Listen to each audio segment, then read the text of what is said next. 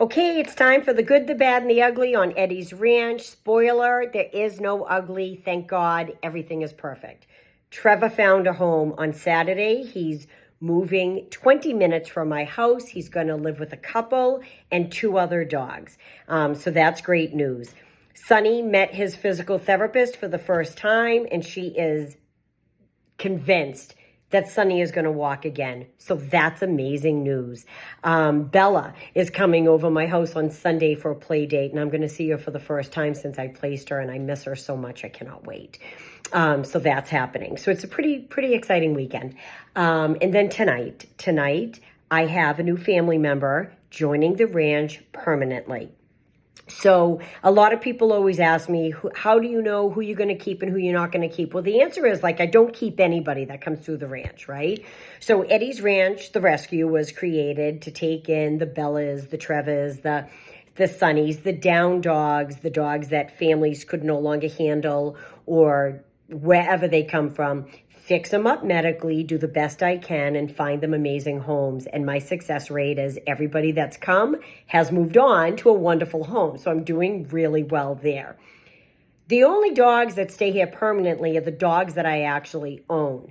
My crew, Holly, Stevie, Scotty, Josie, Lynn, and Misty May, I owned before I created Eddie's Ranch. Holly and Scotty actually lived with Eddie. They're my OGs.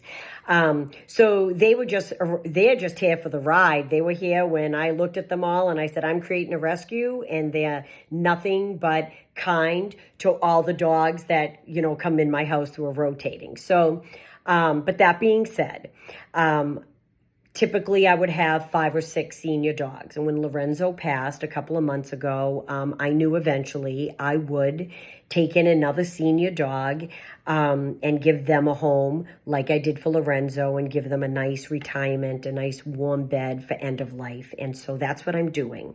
So True and Faithful Pet Rescue, they're the ones that gave me Lorenzo. I was on the phone with them last week, and I said to them, who do you have that is the least placeable dog? Who do you have that's never finding a home? And they said, Princess. So Princess, as I speak right now, is sitting on someone's lap on a flight and is coming to Boston, and I am picking her up tonight. Princess is a 16-year-old little girl. She was pulled from the streets in Florida, massively knotted. She has mammary tumors because she has been bred her whole life. She is still, when they found her, she was still making milk because she was in a false pregnancy. So this is a dog, you guys, that people just failed her whole life. But True and Faithful Pet found her and saved her, and now she's coming to me. So she is going to be a permanent member of my home. I have been warned she might be a little bit like Mr. Norwal. She's not that trusting, and she is a very nervous dog, and I'm sure between the flight and the move, she's going to need some time to settle in, and I'm going to give her that time. She has a bed in the corner waiting for her. Holly's going to snuggle her. And I'm just going to give her time. And hopefully she settles into my home and loves us. And if not, as long as she's happy on a bed and eating chicken, I'm good. Then I did my part. So I'm excited to meet her. I'm excited for you guys to meet her. There's someone else coming, but not for a couple of weeks. And we won't talk about him until he gets here. So anyways, this is, to honor my Enzo.